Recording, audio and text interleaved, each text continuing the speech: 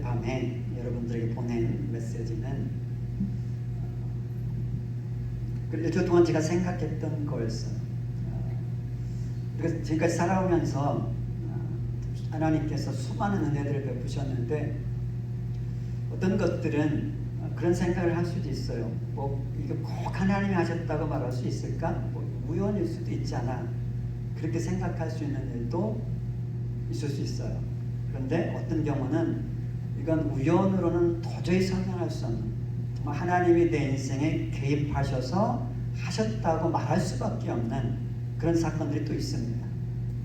그 사건들을 한번 생각해 봤으면 좋겠다. 그런 생각이 어제 들어서 이제 여러분들에게 문자 메시지를 보냈는데, 주무시기 전에 혹시 그때 주무신 분들은 뭐 못하셨겠지만 보신 분들은 생각해 보셨겠죠. 자, 이제 하나님이 정말 내 인생에 개입하셔서 어떤 일을 행하셨을 때, 은혜를 주셨을 때 어떠셨어요? 뭐 감사한 건 말할 것도 없고 감격하고, 좀 하나님이 나를 아시는구나, 정말 나에게 관심 있으시구나, 나를 사랑하시는구나, 내 기도를 들으시는구나, 이걸 생각하면 좀 감격이 있지 않았어요? 그 감격 때문에 눈물을 흘리고, 그게 너무 감사해서 하나님, 정말 하나님만 사랑하겠습니다, 하나님만 따르겠습니다, 이런 고백들을 다 하셨을 겁니다. 하나님 최고십니다. 근데 그러한 감사와 감격이 얼마나 가던가요? 한 1년 간 것 같다 한번 손 들어보세요. 아무도 안 계십니다. 그러면 한 6개월은 간 것 같다 손 들어보세요. 6개월도 안 계시고, 방울 줄입니다. 3개월은 간 것 같다 손 들어보세요. 두 번 있습니다. 3개월의 반은 한 달 반은 간 것 같다 손 들어보세요. 두 번 계시고, 한 일주일은 간 것 같다. 하루밖에 못 가더라 손 들어보세요. 이게 참 하나님이 은혜 베푸실 때 그 순간은 너무 감격스럽고 너무 감사한데, 그 시간이 흐르다 보면 어느샌가 그 은혜를 까먹고 살아가는 우리의 모습을 보게 돼요. 1년 가는 사람 아무도 없지 않아요. 정말 어떻게 우리가 그 큰 은혜를 받고도 이렇게 잘 잊어버릴까, 그런 생각을 해봤어요. 그러다가 그럼 언제 다시 그 은혜를 잊어버리고 살다가 언제 다시 하나님께 이제 돌아오게 되죠?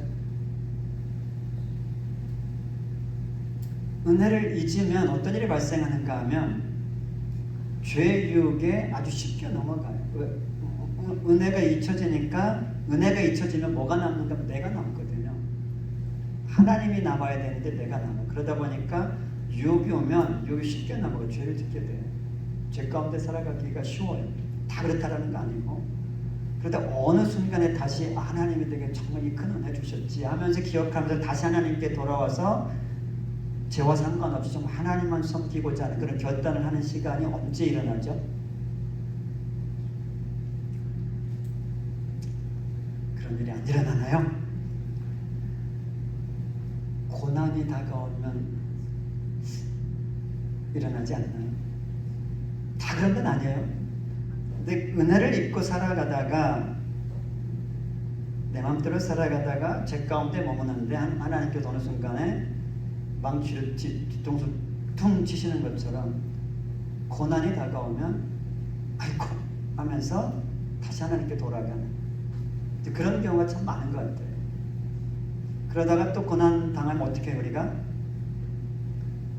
하나님께 부르짖죠. 하나님 잘못했습니다, 도와주세요. 그러면 또 하나님 또 은혜를 베푸시고, 은혜를 베푸시면 또 잊어버리면 하나님이 또 퉁 치시고, 퉁 치시면 또 잘못했습니다.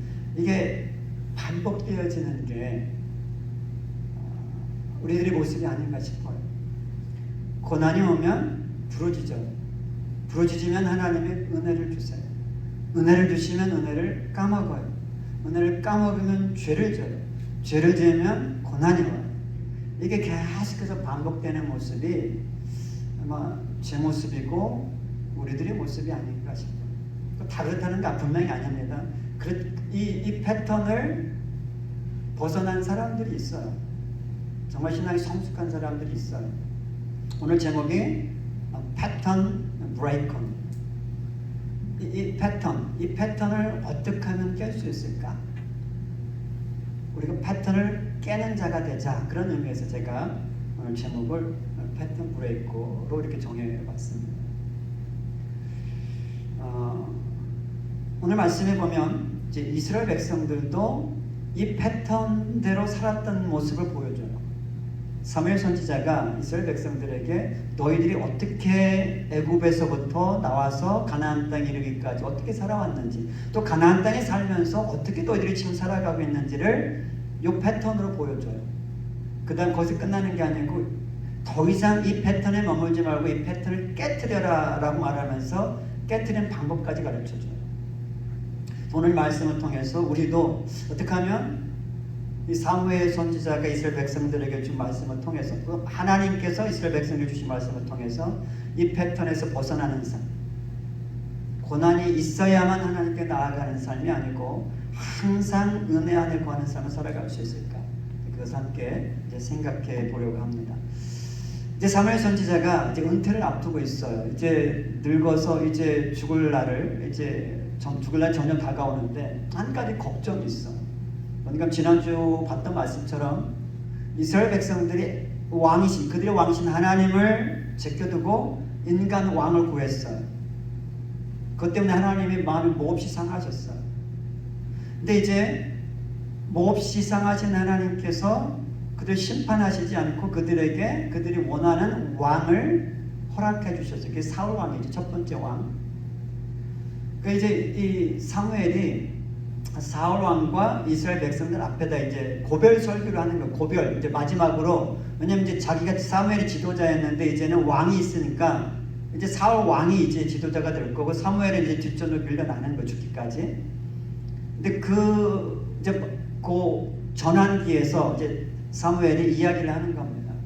첫 번째 이야기를 할 때 무슨 이야기를 하는가 하면은, 이제 내가 물러날 텐데 너희들 하나님 잘 섬겨라 이야기를 하고 싶은데, 먼저 하는 얘기가 뭔가 하면, 우리가 읽지는 않았어요. 1절에서 5절까지인데 오늘 성경 공부할 때 볼 구절인데, 사무엘이 무슨 얘기를 하는가 하면, 내가 너희들 앞에서 내가 너희들의 지도자로 평생 살아왔는데 얼마나 내가 정직하게, 얼마나 내가 신실하게 살아왔는지는 너희들의 증인이다.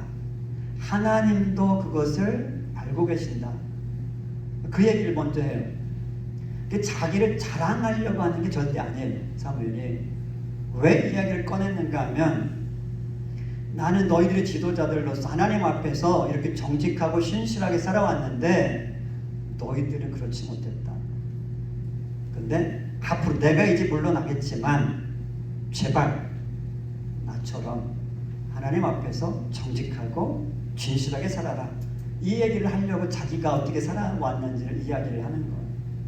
그러면서 이제 패턴을 이야기해 줍니다. 이스라엘 백성들이 어떻게 살아왔는지.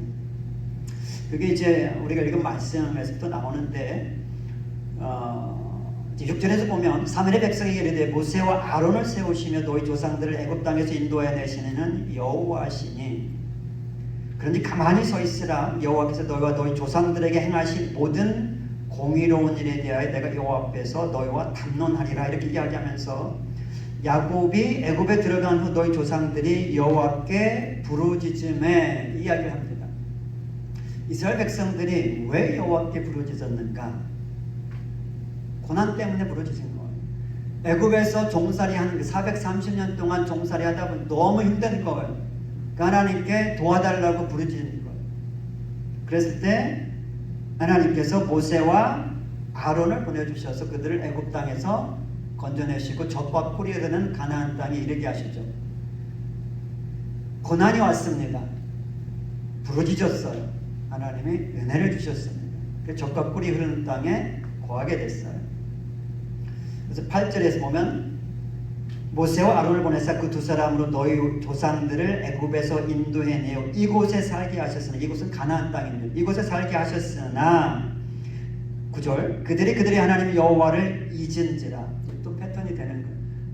은혜를 주었더니 하나님을 잊어버렸어요. 그래서 여호와께서 그들을 하솔 군사령관 시스라의 손과 블레셋 사람들의 손과 모압 왕의 손에 넘기셨더니 뭐예요? 하나님을 잊으니까 다시 하나님의 심판, 고난이 오는 겁니다. 하나님께서 이웃 나라들을 통해서 이스라엘을 심판하시는 거죠. 고난이 다가왔습니다. 그럼 또 어떤 일이 발생해요? 10절에서 백성이 여호와께 부르짖어 이르되, 고난은 또 부르짖는 거예요. 하나님 도와주세요. 우리가 여호와를 버리고 바알들과 아스다롯을 섬김으로 범죄하였습니다. 하나님께 이렇게 회개를 하는 거죠. 그러니까 하나님이 이제 어떻게 하세요? 11절에서 여호와께서 요롯바알과 베단과 입다와 나 사무엘을 보내사 너희를 너희 사방의 원수의 손에서 건져내사. 하나님께 또다시 은혜를 주십니다. 부르짖으니까 또 하나님 또 은혜를 주세요. 그럼 또 어떻게 이스라엘 백성들은 또 하나님 또 잃어버려요. 12절에서 너희가 암몬 자손의 왕 나하스가 너희를 치러옴을 보고 너희 하나님 여호와께서는 너희의 왕이 되심에도 불구하고 너희가 내게 이르기를 아니라 우리를 다스릴 왕이 있어야 하겠다 하였도다. 이스라엘 백성들은 또다시 범죄하게 됩니다. 짜도서 잘 안 보이죠? 요게 이제 고난입니다. 정말 이렇게 고난. 그 다음에 요게 이제 부르짖는 거예요. 여기가 은혜가 옵니다. 그러면 잊어버려요. 그러면 죄를 져요. 죄를 지면 또다시 고난이 옵니다. 이게 계속해서 순환되는 겁니다. 자, 이스라엘 백성들이 인간 왕을, 하나님을 제껴두고 인간 왕을 구했습니다. 그러면 뭐가 와야 돼요? 죄를 졌습니다. 뭐가 와야 돼요? 고난이 와야 돼요. 하나님 심판이 와야 돼요. 그런데 이번에는 하나님이 심판을 때리시기 전에 한 번 기회를 더 주세요. 어떤 기회를 주세요? 그래, 너희들이 그렇게 원하면 내가 왕 줄게 하면서 사울 왕을 주셔요. 그런데 사울 왕을 주면서 경고까지 줍니다.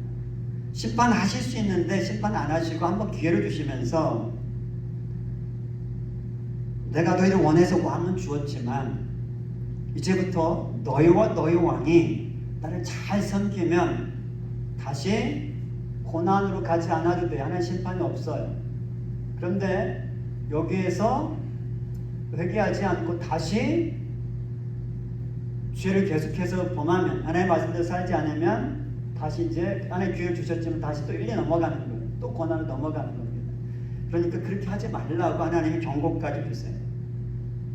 그러면서 이제 사무엘이 이제 경고 주고 끝나는 게 아니고 이제 14절에 보면 너희가 만약 여호와를 경외하여 그를 섬기며 그의 목소리를 듣고 여호와의 명령을 거역하지 아니하며 또 너희와 너희를 다스릴 왕이 너희 하나님 여호와를 따르면 좋겠지만은, 하나님을 경외함으로 하나님을 잘 섬기면 참 좋겠는데 만약에 그렇지 않으면 15절에서 너희를 또 치실 것이요 또 심판하실 것이 이렇게 말씀하세요. 그러니까 하나님께서 다시 한번 은혜를, 다시 한번 회개할 수 있는 기회를 주시고 심판 전에, 그러면서 사무엘이 이게 이스라엘 백성들이 이거 알거든요. 이스라엘 백성들이 아무리 은혜 줘도 또다시 잊고 살아가는 이 모습을 알기 때문에 이번에는 사무엘이 자기는 이제 물러나야 돼요. 그러니까 어떤 조치를 취하는가 하면은 하나님께 기도를 해요. 무슨 기도를 하는가 하면, 하나님 지금 우레와 비를 내려주셔서 이스라엘 백성들이 하나님 어떤 분이신지 하나님을 다시 한번 두려워할 수 있게 해주세요 라고 기도합니다.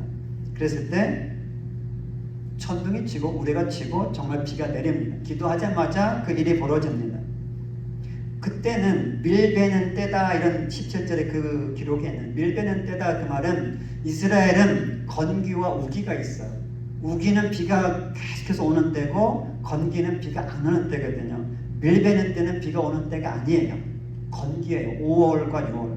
비가 오지 않는 때에 사무엘이 기도했더니 천둥과 우레와 비가 내리니까 백성들이 깜짝 놀랄 수밖에 없고, 기도하자마자 이런 일이 일어난, 이건 우연히 일어난 게 아니고 하나님이 지금 간섭하고 계시다라는 걸 자기들이 지금 경험하고 있는 거예요. 그러니까 하나님 두려워할 수밖에 없는 거죠. 그래서 이들이 회개하기 시작합니다. 19절에서 모든 백성이 사무엘에게 이르되 당신의 종들을 위하여 당신의 하나님 여호와께 기도하여 우리가 죽지 않게 하소서, 우리가 우리의 모든 죄에 왕을 구하는 악을 더하였나이다. 이제 회개를 합니다.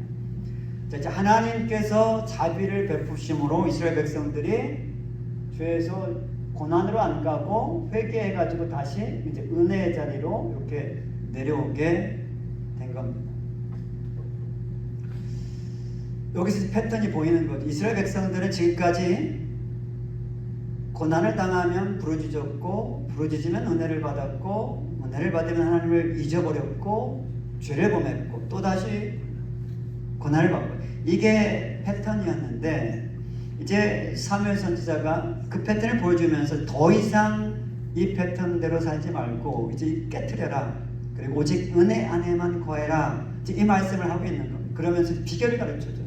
어떻게 하면 이 패턴에서 벗어날 수 있는지 이제 보여주시는 첫 번째가 뭔가 하면 하나님께서 행하신 일을 기억하라는 겁니다. 하나님의 은혜를 기억하라는 거예요. 24절에서 너희는 여호와께서 너희를 위하여 행하신 그 큰 일을 생각하라, 이렇게 말씀하고 있어요. 그래서 아까도 말씀했지만 이 출애굽시키신 분이 누구냐, 이게 우연히 일어난 거냐, 아니다, 하나님이 간섭하셨고 하나님 너희를 위해서 행하신 큰 일이 아니냐, 하나님께서 행하신 일을 기억해라. 너희들 고난당할 때 부르짖어서 삼손을 보내고 기돈을 보내고 입다를 보내고 나 사무엘을 보낸 분이 하나님이시다. 그 하나님께서 행하신 일을 기억하라고 말씀하고 있어요. 그러니까 이 패턴을 브레이크할 수 있는 첫 번째 비결은 하나님께서 우리 삶 속에 행하신 일을 기억하라는 겁니다. 두 번째는 하나님을 경외하라는 겁니다. 너희는 여호와께서 너희를 위하여 행하신 큰 일을 생각하여 오직 그를 경외하며, 이렇게 말씀하고 있습니다. 하나님을 경외한다 그러면 하나님을 두려워하라는 말입니다. 세 번째가 우상을 버려라.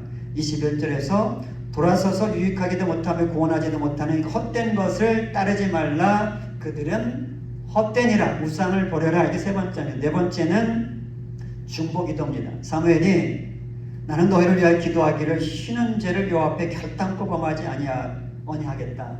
그 사무엘이 이스라엘 백성들이 이 죄의 패턴에 살아가지 아니하도록 자기는 쉬지 않고 죽을 때까지 기도하겠다, 이렇게 이야기합니다.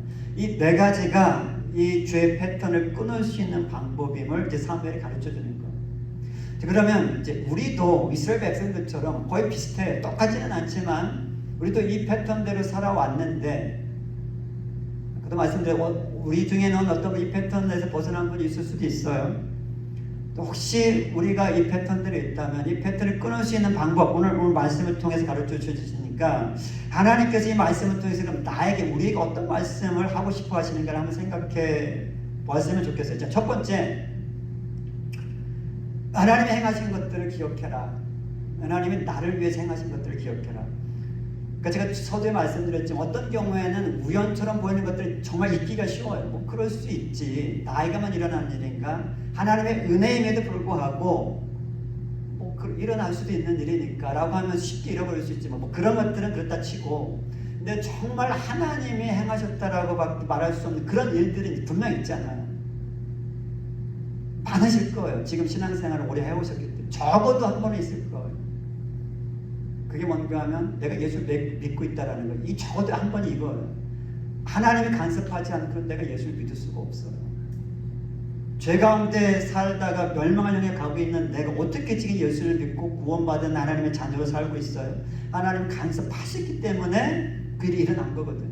자, 그 후로 얼마나 하나님께서 우리 삶 속에 많은 간섭을 하셨는지 몰라요. 은혜를 받았는지 몰라요. 그것들을 한번 기억해 보세요. 그리고 주기적으로 한번 그것들을 기록해 놓으면 참 좋을 것 같아요.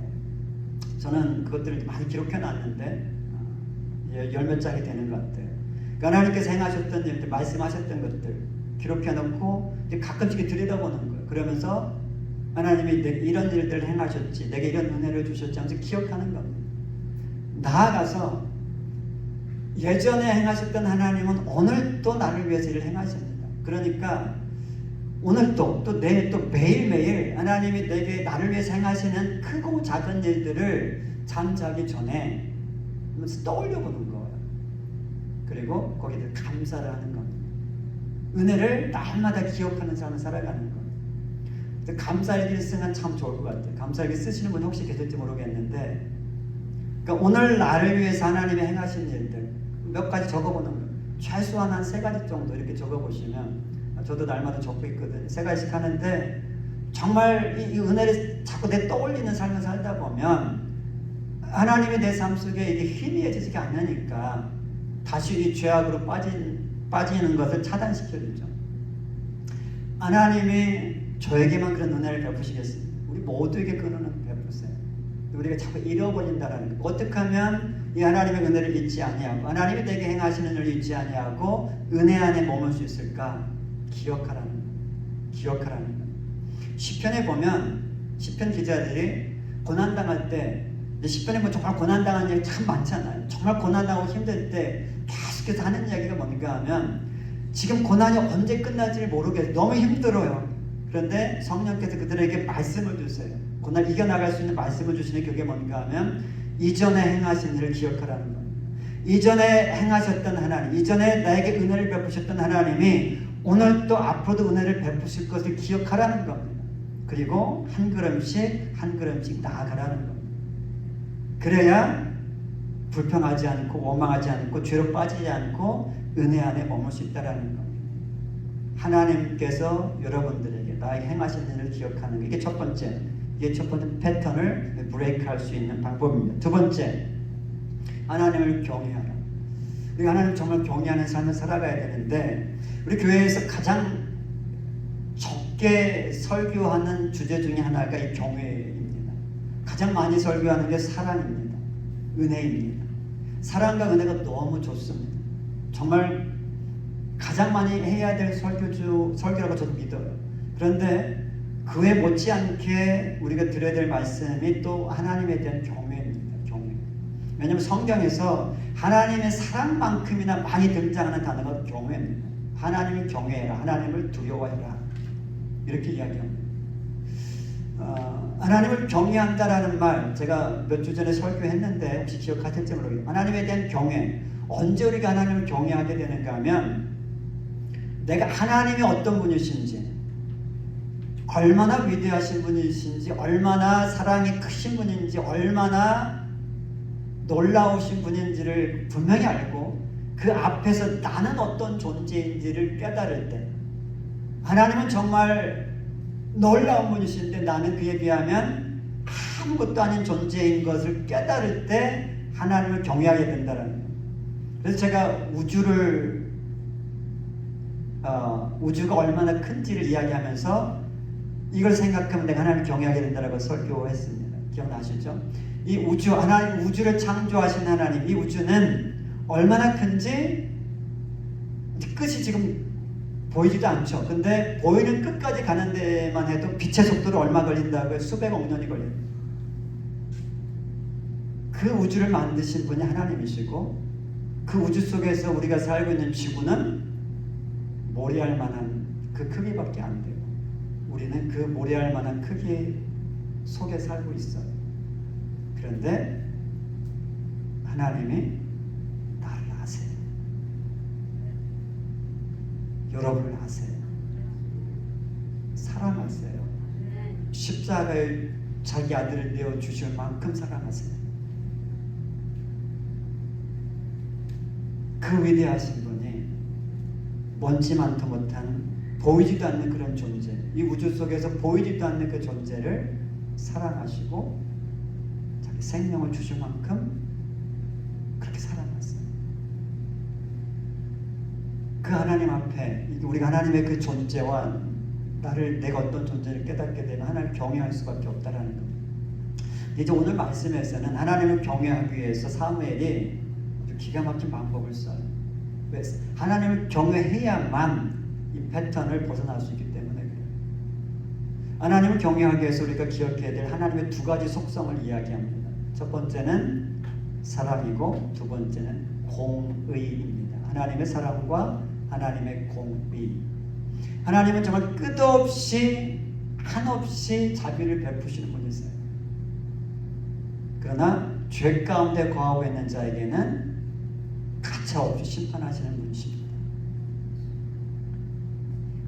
하나님이 정말 한없이 자비로우신 분이시면서도 거기서 끝나는 게 아니고 또 하나는 그러나 죄 가운데 거하는 자에게는 하나님이 심판을 하신다라는 거예요. 무서운 분이라는 거예요. 이 두 가지를 동시에 우리가 기억할 때 하나님을 경외하게 된다는 거예요. 하나님의 사랑만 기억하면 우리가 자꾸 까먹고 어린아이처럼 땡깡 부리고 그냥 나 맨날 나만 하고 있고 그렇게 하게 돼. 하나님을 하나님으로 인정하지 않게 돼. 하나님의 사랑과 공의를 함께 볼 때 하나님은 정말 나를 누구보다 사랑하시지만 사랑하시기 때문에 내가 죄 가운데 거할 때는 반드시 심판하신다라는 겁니다. 이 두 가지를 알 때 우리가 하나님을 온전히 경외할 수 있다는 겁니다. 하나님 경외하지 않고서는 하나님의 은혜 안에 우리가 항상 거할 수가 없다라는 걸 사무엘 선지자가 가르쳐 주는 거예요. 로마서에는 로마서 11장 22절에는 사도 바울이 이렇게 이야기를 합니다. 그러므로 하나님의 인자하심과 준엄하심을 보라. 넘어지는 자들에게는 준엄하심이 있으니 너희가 만일 하나님의 인자하심에 머물러 있으면 그 인자가 너에게 있으리라. 그렇지 않으면 너도 찍히는 바 되리라. 신약 성경입니다.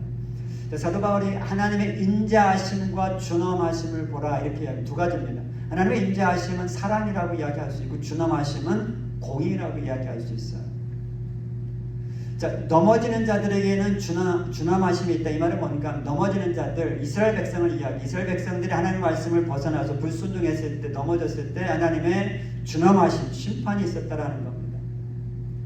이스라엘 백성들이 예수님을 영접하지 않을 때 그들은 이제 하나님의 그 가족에서 떨어져 나오게 되는 거죠. 나무로 말하면 가지가 붙어 있었는데 그 가지가 원 줄기에서 떨어져 나간 겁니다. 그게 이스라엘 백성들이에요. 그게 하나님의 준엄하심 때문에 그렇다라는 겁니다. 거기서 너희가 만일, 여기서 너희는 이방인이 우리를 이야기합니다. 우리가 만일 하나님의 인자하심에 머물러 있으면 하나님의 인자하심을 우리가 받았어요. 우리는 가지가 아니었어 원래. 그런데 접붙임을 받은 거죠. 원 줄기에 원 가지. 그래서 우리가 인자하심을 받았는데 만약에 우리도 이스라엘 백성들처럼 그 은혜 안에 거하지 아니하고 인자하심에 거하지 아니하고 불순종하게 되면 가지에서 떨어져 나갈 수 있다라는 겁니다. 찍히는 바 될 수 있다라는 겁니다.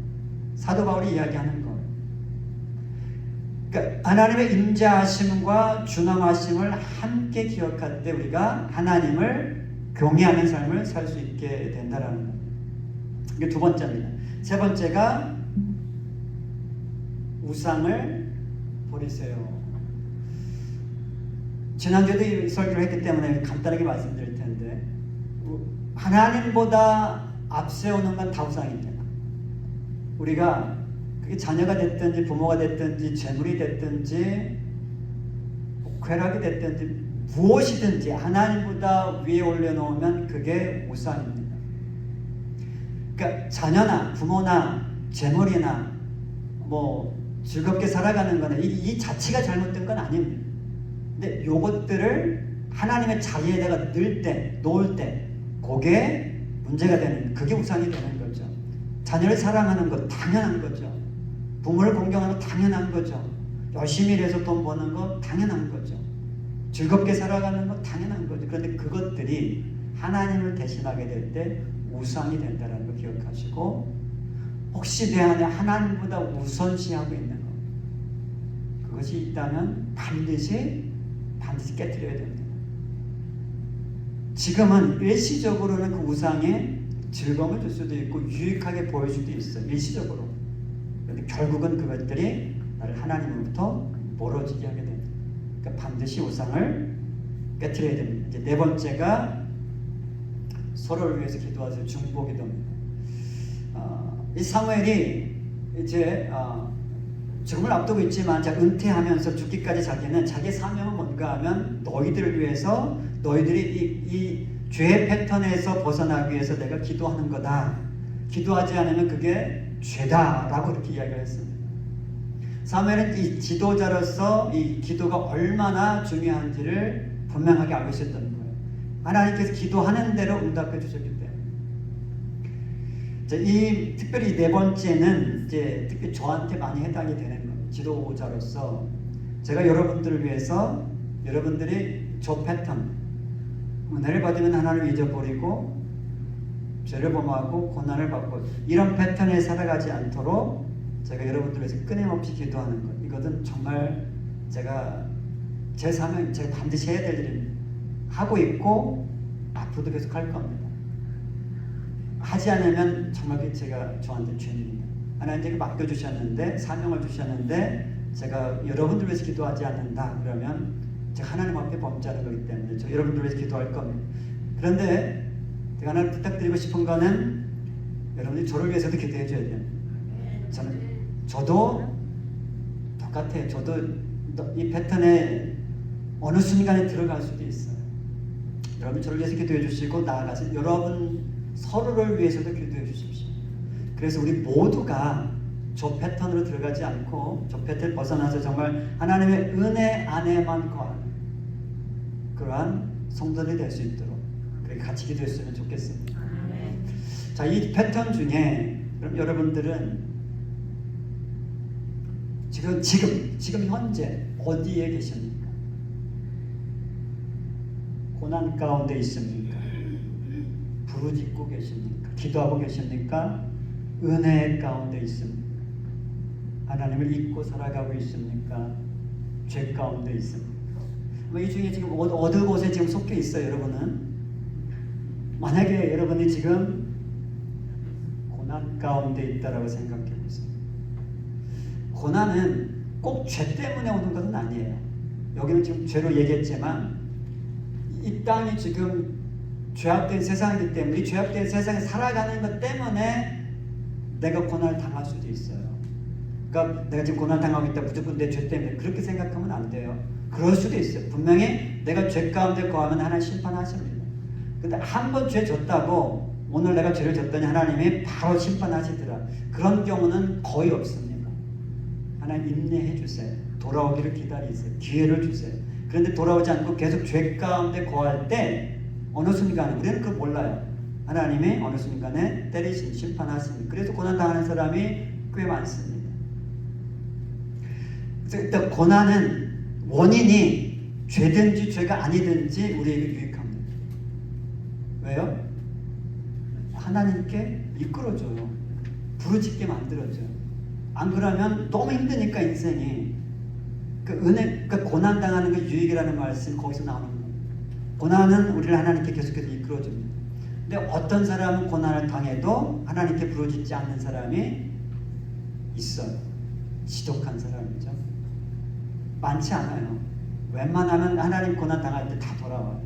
근데 정말로 마음이 강팍해진 사람들은 기도도 안 절대로 되라 뭐 이런 사람이 간혹 있을 수 있지만 우리 가운데 그런 사람은 없고요. 뭐 많지 않아 이런 사람. 근데 어쨌든 고난 당하는 건 유익입니다. 고난 하나님이 우리를 하나님께 끌어당기는 것, 나에게 돌아오라는 것, 나에게 나아오라는 것. 그 고난 유익이다 이렇게 생각하시고요. 자, 두 번째, 여러분이 지금 요 부르짖는 가운데 있다, 기도하는 가운데 지금 있다고 생각하시면 만약에 죄 때문에 여러분이 고난받고 있어서 부르짖고 있다 그러면 첫째 회개하시면 됩니다. 그 죄 가운데 죄 때문이 아니고 뭔지는 모르지만 내가 고난을 당하고 있어요. 그러면 하나님 이 고난을 통해서 하나님이 이루시고자 하시는 모든 하나님의 선하신 뜻을 내가 받을 수 있도록 믿음으로 인내하게 해주세요. 그렇게 기도할 수 있을 겁니다. 왜냐하면 하나님의 고난을 내게 허락하셨다라는 것은 죄 때문이 아니고 죄 때문이 아닌데 내게 고난이 왔어요. 그러면 하나님 뭔가를 하시고 계시는 거예요. 만약에 하나님이 막아주실 수도 있는데 막아주지 않았다라는 것은 하나님이 뭔가 선한 의도를 가지고 허락을 하시는 겁니다. 나에게 그냥 고난 막 보라 죄도 아닌데 그런 하나님이 아니세요. 너무 좋으신 하나님이 그렇게 하실 수가 없어요. 뭔가 내게 지금 고난이 있으면 하나님 뭔가를 지금 행하고 계시구나 라고 생각하시고, 그것이 뭔지는 잘 모르지만 하나님 이걸 합력해서 선을 이루실 텐데, 하나님 그 선을 내가 맛볼 수 있게 해주세요. 그러려면 이 부르짖는 기간에 이게 인내를 해야 돼요. 왜냐면 어떤 경우는 하나님께서 바로 응답해 주시기도 하시지만, 바로 응답해 주시는 경우는 언젠가 하면은 대부분은 정말 지금 응답해 주시면 않으면 안 되는 그런 경우가 있어요. 그런 경우는 바로 응답해 주세요. 또 하나는 신앙이 어린 사람들에게 바로 응답해 주세요. 신앙이 어리기 때문에 지금 응답해 주시지 않으면 떠날 거기 때문에 어리니까 지금 바로 응답해 주세요. 근데 신앙이 성장한 사람들에게는 이게 조금 길어져요, 응답이. 왠가 하면 그 기다리는 시간 속에서 우리가 무르익어 가기 때문에 그래요. 인내가 온전함을 낳거든요. 그러니까 여러분 지금 뭔가를 위해서 부르짖고 있는데 응답이 안 오고 있어요. 아직 지연되고 있어요. 그러면 불평할 게 아니고 원망할 게 아니고 지금 믿음으로 인내하면서 그걸 기다리는 거예요. 그러다 보면 내가 성장할 뿐만 아니라 내가 하나님이 주시고자 하시는, 행하시고자 하시는 그 일에 맞는 그릇으로 내가 준비가 되어져 가기 때문에 그래요. 그러니까 감사할 거죠. 근데 이게 정말 내가 이 기도하면서 응답이 오지 않고 인내하는 게 쉽지 않아요. 뭐 저도 그렇고 여러분들 다 경험해 보셨겠지만 쉽지 않아요. 빨리 응답해 주시면 좋겠어요. 빨리 응답해 주지 않으면 자꾸 딴 생각하게 되고 막 의심도 하게 되고 그런 경우가 꽤 많아요. 근데 그런 것들을 하나씩 이겨나갈 때 성장하는 거예요. 그거를 이길 수 있도록 돕는 방법이 있어요. 그게 뭐죠? 말씀 묵상이에요. 말씀 묵상. 하나님이 뭔가 일은 하고 계신 것 같은데 지금 뭔지도 모르겠고 응답도 안 해주고 계시고, 그때 우리가 원망하고 불평하지 않는 것이 아니고 계속해서 믿음을 인내해 나갈 수 있도록 도와주는 것이 말씀 묵상이에요. 말씀 묵상, 말씀에 대한 계속 살아 역사하거든. 그 말씀이 떠올려주거든. 하나님은 지금도 살아계셔서 되게 말씀하시고 나를 돌보시고 나와 함께 하시고, 그러니까 말씀이 나와 함께 하고 있잖아요. 그러니까 이 말씀 묵상이 정말 엄청난 힘을 가지고 있는 거예요. 그 다음에 여러분들이 지금 은혜 가운데 계시다면, 제가 보니까 은혜 가운데 계신 분이 꽤 많으신 것 같아요. 요 은혜 가운데 있는 분들은 지금 어떻게 생각해야 되는가 하면 이 패턴을 깰 수 있는 지금 절호의 찬스에 있다고 생각하시면 돼요. 왜냐면 대부분 이 은혜, 요 가운데 은혜 안에 있으면 눈에 보이지 않는 하나님이 희미해지기 시작해요. 편안해지면 하나님이 희미해지고 눈에 보이는 게 더 크게 보이게 돼요. 편안해지면. 그게 인간의 습성이에요. 그래서 여기에서 지금 열리 가는 거예요. 하나를 잊게 되는 거거든요. 근데 지금 만약에 여러분들이 여기에 있다면 결단하셔야 돼요. 더 이상 이 패턴에 내가 빠지지 않겠다. 눈에 보이는 것에 내가 마음을 빼앗기지 않겠다고 결단하셔야 돼요. 하나님이 내게 엄청 은혜를 주셨었고 지금도 주고 계신데 내가 또다시 하나님을 잊고 죄로 빠지는 이것은 더 이상 하지 않겠다. 하나님의 은혜 안에만 머물겠다라고 결단하셔야 돼요. 그리고 이 은혜의 결단을 도와줄 수 있는 게 또 뭐예요? 은혜를 잘, 이 은혜 안에만 거하겠습니다. 내가 죄로, 하나님 잊고 죄로 넘어가지 않겠습니다. 이걸 도와주는 게 또 말씀 묵상입니다. 말씀 묵상을 살아갈 때에 은혜가 계속해서 넘치게 됩니다. 그 다음에 여러분들이 만약에 지금 죄 가운데 있다고 생각해 보세요. 여러분 안 계신 것 같은데, 이 죄는 아까도 말씀드렸지만 한 번 죄 짓고 이런 거 이야기하는 게 아니고 내가 이 죄를 알아. 근데 이 죄 가운데 내가 회개 안 하고 계속 그거를 하고 있어. 이걸 이야기하는 거예요. 위험합니다. 위험하지만 아직 하나님 심판까지 아직 이 고난까지 안 갔다면 하나님 아직 기회를 주고 계신 거예요. 요 죄 가운데 일단 빨리 그 죄를 회개하시면 됩니다. 아까 이스라엘 백성들에게 왕을 구한 죄 있었지만 하나님 기회를 주신 것처럼 심판 때리기 전에 하나님 사랑하시기 때문에 심판을 주시는 거예요. 하지만 심판 받고 돌아올래? 심판 안 받고 돌아올래? 우리가 선택해야 되는 거예요. 심판 안 받고. 그죠? 김장면에서 맞죠? 심판. 왜 어리석은 거잖아요. 심판 받 어차피 돌아올 거. 안돼 얻어맞고 돌아올래? 안 받고 돌아올래? 빨리 지금 죄 가운데 혹시 있다면 회개하면 돼요. 이렇게 우리가 지금 어떤 지금 이 패턴 중에 어느 한 단계에 있는데 그 단계에 맞게 우리가 하나님 앞에 반응하게 되면 이제 우리가 정말 이 패턴에서 이스라엘 백성들의 삶에서 또 우리가 과거에 했던 그 패턴에서 벗어나서 하나님의 은혜 안에만 거하는 삶을 이제 살아갈 수 있을 거라는 겁니다. 물론 완벽하지는 않을 겁니다. 그러나 은혜 안에 하나님을 잠깐 잊었다가도 바로 열리 돌아올 겁니다. 여기서 머무는 여기서 요 두 단계에서만 여기까지 안 가고 잠깐 잊을 수 있어요. 하지만 얼른 깨닫고 다시 은혜로 돌아오는 겁니다. 여기서만 살아가는 거. 요게 이제 우리들이 살아야 될 삶입니다. 그러려면 제가 말씀드린 네 가지 하나님께서 행하신 일들을 늘 기억하는 삶을 살아가시고 하나님을 경외하는 삶. 하나님은 사랑이 충만하실 뿐만 아니라 죄 가운데 거하시는 자에게 엄하신 분이라는 것. 이걸 꼭 기억하시고 우상 하나님보다 아직 앞세우고 있는 것 반드시 깨뜨리시고 서로를 위해서 중보하는 삶. 이거 살아갈 때에 은혜가 계속해서 은혜에서 은혜로 나아가는 그런 충만한 삶을 살아갈 수 있게 될 것입니다. 이렇게 기도하겠습니다.